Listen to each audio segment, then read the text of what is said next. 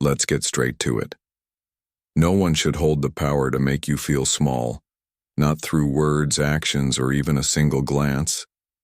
And yet, at some point, we all encounter people who test our boundaries, dismiss our feelings, and outright disrespect us. Today, we're diving into direct, perhaps even bold strategies for handling these moments, without losing your composure or dignity. If you're tired of feeling at the mercy of others' negativity, you're exactly where you need to be. The power of the silent stare. It sounds deceptively simple, but don't underestimate its impact. This technique is rooted in Stoic philosophy, which emphasizes mastering our reactions and emotions. When someone disrespects you, your instinct might be to fire back, defend yourself, or call them out. But here's the thing. Reacting in the heat of the moment often plays right into their hands. They're seeking a reaction, looking to shake your confidence. Instead of engaging, try this. Hold a calm, unwavering gaze. No words, no visible frustration, just quiet, controlled presence. Imagine this. Someone makes a rude comment, expecting you to snap or look flustered. But instead you meet their eyes with an unshaken, composed stare. It unsettles them. They expect conflict, but instead, they're left alone with their own behavior. I once tested this in a meeting with a colleague who loved interrupting. At first I tried the polite approach, waiting for my turn, attempting to interject, but he kept steamrolling.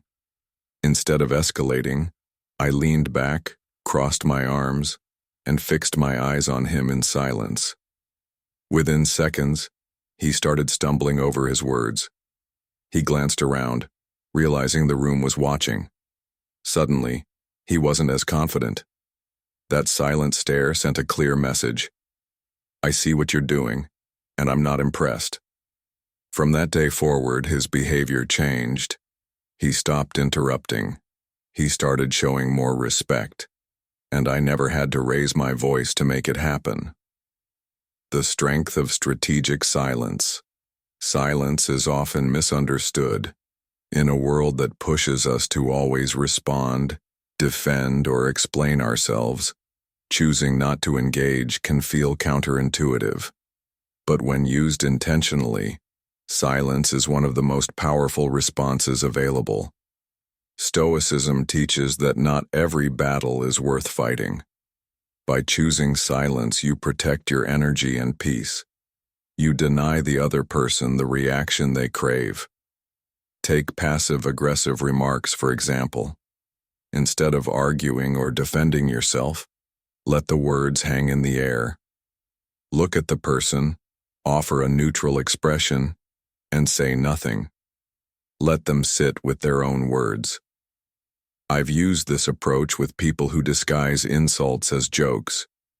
Instead of explaining why their words were inappropriate, I simply let the silence stretch. More often than not, they become uncomfortable. When there's no engagement, they're forced to confront their own behavior. This works because silence disrupts their expectations.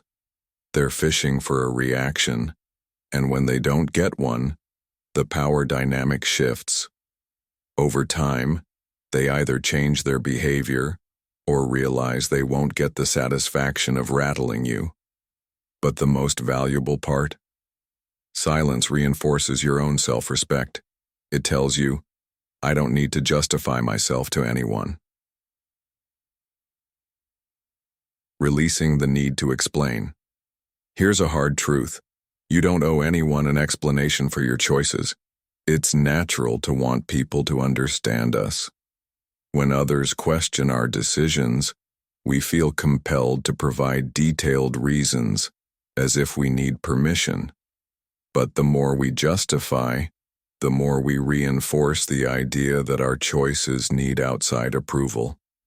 When I made a major career shift, I found myself constantly explaining why, trying to convince people it was the right move. But no matter how much I explained, the questions kept coming. It was exhausting. Then I changed my response.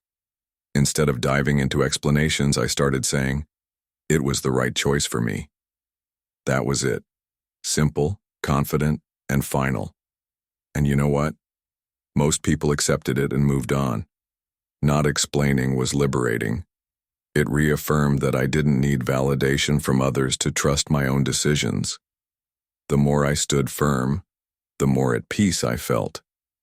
So next time someone questions your choices, resist the urge to explain.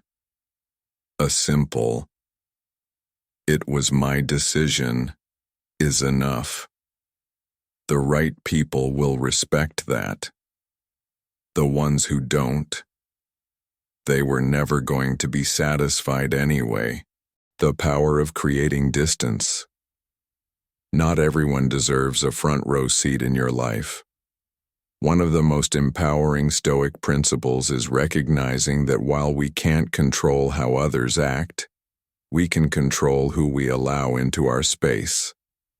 If someone consistently disrespects you, you have every right to step back. And this doesn't have to be dramatic or confrontational. It's simply about setting boundaries.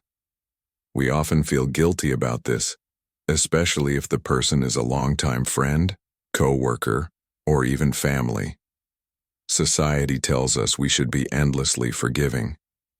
But if someone continuously drains your energy or disregards your well-being, ask yourself, what value are they truly bringing into my life? I once had a friend who was relentlessly negative. Every interaction was filled with criticism, complaints, or backhanded remarks. At first, I tried to be patient, but over time, I noticed how much it drained me. So, I started creating distance. I didn't announce it. I just naturally limited our interactions. Instead of seeing her weekly, I made it monthly. Instead of responding immediately, I took my time. The difference was immediate. I felt lighter, more at peace. And without that constant negativity, I had more energy for people who uplifted and respected me. Creating distance isn't about resentment. It's about self-respect. You're not cutting people off out of spite. You're prioritizing your well-being. And that's something you never need to apologize for. Final thoughts. Each of these strategies, silent power, intentional silence, refusing to explain, and creating distance, boils down to one thing: reclaiming your control. You don't have to respond to every insult. You don't have to justify your decisions. And you certainly don't have to tolerate people who don't respect you. Your peace is yours to protect. And when you start practicing these approaches, you'll notice a shift, not just in how others treat you, but in how you carry yourself. So next time someone tries to test you, remember, you hold the power.